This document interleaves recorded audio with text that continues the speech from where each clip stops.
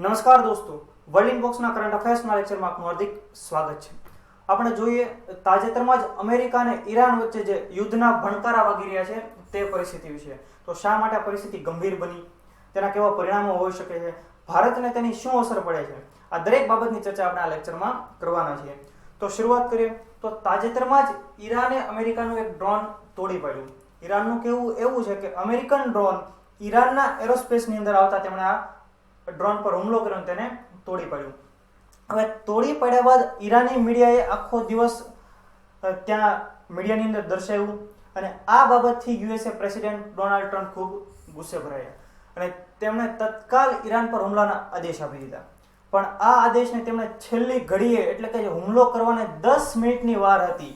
New York ટાઈમ્સના અહેવાલ અનુસાર USA એરફોર્સના વિમાનો જ્યારે હવામાં હતા, હુમલો કરવામાં માત્ર 10 મિનિટ જેટલો સમય હતો, ત્યારે ડોનાલ્ડ ટ્રમ્પે તેમનો નિર્ણય બદલ્યો. એટલે કદાચ યુદ્ધની શરૂઆત અટકી ગઈ, આપણે તેવું કહી શકીએ.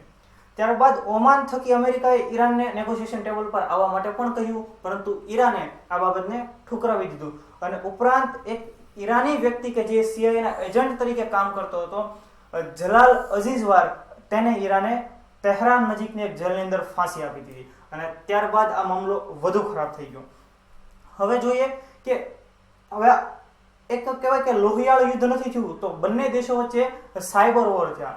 અમેરિકાએ ઈરાન પર સાયબર એટેક કર્યો અને સાથે ઈરાને પણ અમેરિકન મિલિટરી ડોક્યુમેન્ટ્સ જે સાચવેલા રાખેલા હોય તે બધા સર્વર પર તેમણે સાયબર એટેક કર્યો, પરંતુ બંને દેશોએ આ બાબતની કોઈ પુષ્ટિ કરી નથી.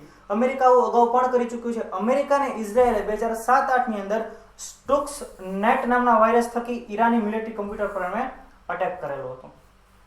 આ સિવાય તો આ દરેક બાબતનું મૂળ ક્યાં રહેલું છે? શા માટે અમેરિકા અને ઈરાન વચ્ચેના સંબંધો ખરાબ થયા? તો અમેરિકા ઈરાનને કહી રહ્યું છે કે ભાઈ તમે તમારા પરમાણુ કાર્યક્રમો બંધ કરી દો, જેથી કરીને આતંકવાદીઓના હાથની અંદર કોઈ પરમાણુ આવે નહીં. તો આ પરમાણુ કાર્યક્રમ ઈરાન બંધ કરે એના માટે થઈને 2015માં જ્યારે અમેરિકાની અંદર બરાક ઓબામાની સરકાર હતી ત્યારે એક સંધિ કરવામાં આવેલી, એક ટ્રીટી કરવામાં આવેલી, જેને કહેવામાં આવે છે JCPOA, જેનું પૂરું નામ છે joint comprehensive plan of action. અને આ સમજૂતી ઓસ્ટ્રિયાની રાજધાની વિયેના ખાતે કરવામાં આવેલી અને તેમાં P5 દેશો પ્લસ ઈરાક હાજર રહેલું. હવે P5 દેશો એટલે કોણ? તો કે યુનાઇટેડ નેશન્સ સિક્યુરિટી કાઉન્સિલના જે કાયમી સદસ્યો છે તે P5 અને પ્લસ ઈરાક. હવે કયા કયા દેશો છે? તો કે અમેરિકા, ચીન, ફ્રાન્સ, રશિયા અને યુકે. હવે આ સંધિમાં એવી જોગવાઈ હતી કે ઈરાને તેનો પરમાણુ કાર્યક્રમ બંધ કરવાનો, સામે અમેરિકા તેની ઉપર કોઈ પ્રતિબંધ, આર્થિક પ્રતિબંધો હશે તો તે દૂર કરશે. આ સિવાય ઈરાનના પરમાણુને લગતી દરેક બાબતોની માહિતી અમુક સમયાંતરે ઈરાને એનું રિપોર્ટિંગ અમેરિકાને કરવાનું રહેશે. આવી બધી જોગવાઈ આ જોઈન્ટ કોમ્પ્રિહેન્સિવ પ્લાન ઓફ એક્શનની અંદર કરવામાં આવેલી. પણ તાજેતરમાં ડોનાલ્ડ ટ્રમ્પે ઈરાન પર આરોપ લગાડ્યો કે ઈરાની પરમાણુ સમજૂતી છે તેનું યોગ્ય પાલન કરી રહ્યું નથી, આ જોઈન્ટ કોમ્પ્રિહેન્સિવ પ્લાન ઓફ એક્શનનું પાલન કરી રહ્યું નથી. અને ત્યારબાદ અમેરિકાએ આ બાનું ધરીને અથવા તો આ આરોપ લગાડીને આ સંધિમાંથી દૂર થઈ ગયા અને તેમણે કીધું કે ઈરાન આ સંધિ હોવા છતાં પણ પરમાણુ મિસાઇલ, બેલિસ્ટિક મિસાઇલ વિકસાવી રહી છે. ત્યારબાદ ઈરાને ફરી તેના પરમાણુ કાર્યક્રમ આગળ વધાર્યા, અમેરિકાએ તેના ઉપર આર્થિક પ્રતિબંધો નાખ્યા અને આવી રીતે બંને વચ્ચે ખરાબ સંબંધો થતા ગયા. આ સિવાય આપણે જોઈએ કે અમેરિકાએ અન્ય કયા કયા પગલાઓ લીધા?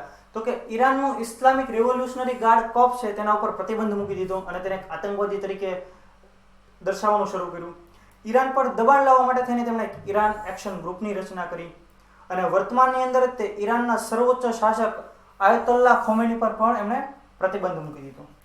તો આ દરેક ઘટનાઓ જે ઘટી, અમેરિકા અને ઈરાન વચ્ચે જે સંબંધો બગડ્યા, તેની ભારત પર શી અસર થઈ? તો અમેરિકાએ ભારતને કીધું કે ભાઈ તમે ઈરાન પાસેથી ક્રૂડ ઓઇલ લેશો નહીં, અને ભારતે પણ આ ક્રૂડ ઓઇલ લેવાનું બંધ કર્યું. પરંતુ ભારતનો જે એક મહત્વાકાંક્ષી પ્રોજેક્ટ છે એટલે કે ચાબહાર પોર્ટ, આપણે યાદ રાખ્યા ચાબહાર પોર્ટને, તો અમેરિકાએ કીધું કે આ ચાબહાર પોર્ટને કોઈ પણ પ્રકારની અસર થશે નહીં, ભારત પોતાનું કામ ચાબહાર પોર્ટની અંદર કન્ટિન્યુ રાખી શકશે. તો આ બધી બાબતો હતી અમેરિકા અને ઈરાન વચ્ચેની અને તેના સંબંધોના પરિણામે ભારતને થનારા અસર વિશેની. તો દોસ્તો, આપને વિડીયો પસંદ આવ્યો તો તેને લાઈક કરો, તેને શેર કરો અને વર્લ્ડ ઇનબોક્સની ચેનલને સબસ્ક્રાઇબ કરો. Thank you very much.